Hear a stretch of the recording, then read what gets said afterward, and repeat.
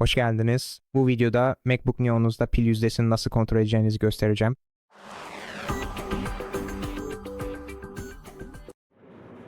Pil yüzdesini kontrol etmek için durum çubuğundaki pil simgesine gidip tıklamanız yeterlidir.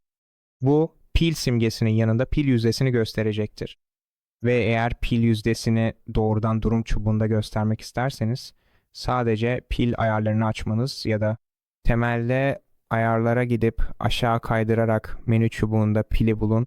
Pil simgesinin yanında pil seçeneklerini göreceksiniz.